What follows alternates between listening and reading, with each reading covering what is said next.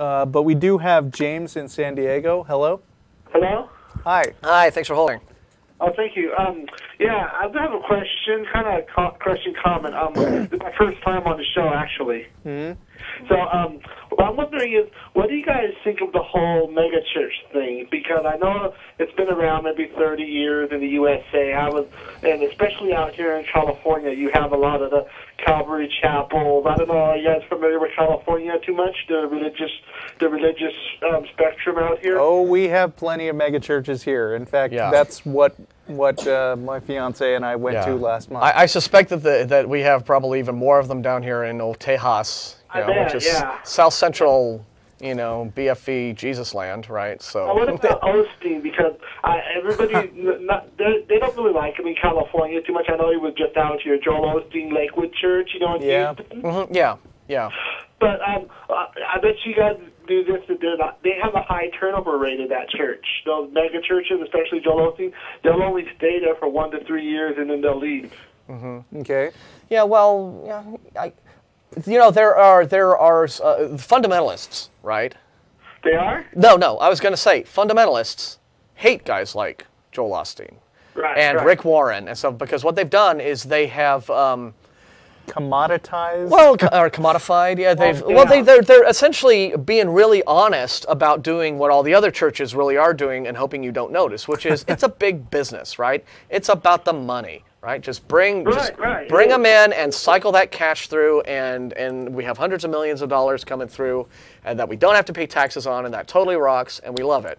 And they are able to get these people through because and there is a high turnover among the attendees, because what they're getting is these are people who want to have sort of like a church home and that kind of feeling of community, but they're not really like hardcore Jesus thumping wild asses in terms of being super fundies. I've read almost all 3 of his books, because I consider myself to be right now not even agnostic. I'm a free thinker, non-religious, but I went through the whole book thing. I read his books, and he sounds, if you ever listen to Osteen, he sounds like a robot. He sounds like a very repetitious. He says the same thing over and over and over. Well, what he is he's doing motivational speaking.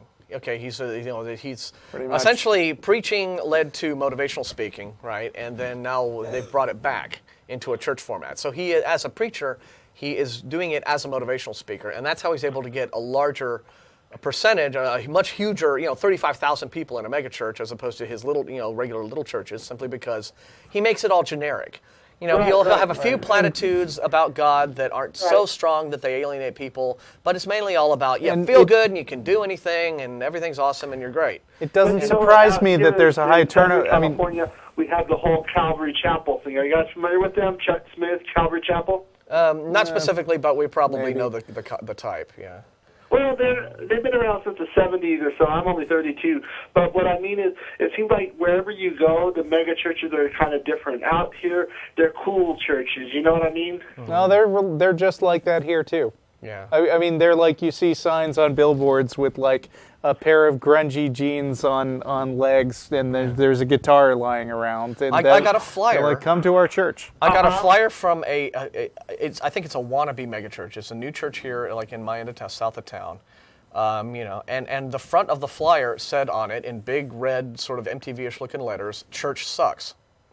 That was their sales pitch for bringing me to their church. And on the back, then it was like, but our church is cool, right? And you can wear your jeans with holes in them and bring your iPod because it totally rocks here, right? That's how they're selling it. It comes across as a bunch of flyer. I kept that flyer. It comes across as a bunch of old guys in suits trying to figure out how to talk to the teen demographic. Precisely. And so the mega churches are essentially, I think, in a sense, you can sort of deplore them because they're big and they're everywhere, and they're like, but at the same time, I kind of have to give them props for just being honest about what they are, which is a multi-million-dollar business. It is. It's a business. Now, have you guys ever? They have this corny thing now. In fact, here's to make you got mad. They have a Christian clothing store inside the mall here in San Diego. Oh, yeah, I'm sure they do. That. Have a Christian. I don't know if no one ever told you that before. Well, there's all kinds of Christian. I mean, you'll find Christian coffee shops and Christian bookstores and this and that. And the other, there's a Christian Yellow Pages here. I mean, sure. Yeah. So but they it's have around. a thing called NOTW, and it looks so corny. It says "not of this world."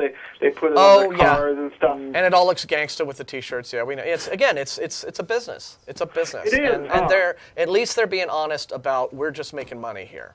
You know, so I bet we could really get some big business from those kids today with their hippity hop. Right. Well, you know what I'd ask you too is why does a lot of people grow up Catholic, right? But then they change to these megachurches. Why do a lot of people leave the Catholic Church and go to those megachurches? Oh, we don't know and we don't care. I mean, because marketing works. If it didn't, they wouldn't do it. Okay, so but listen, we got to get to our next guy. All right. Okay. Thanks for calling. Dude. Bye. Actually, I was just remembering, Wretched Radio? What's that guy's name? Todd Friel. Yes, Okay. Todd Friel.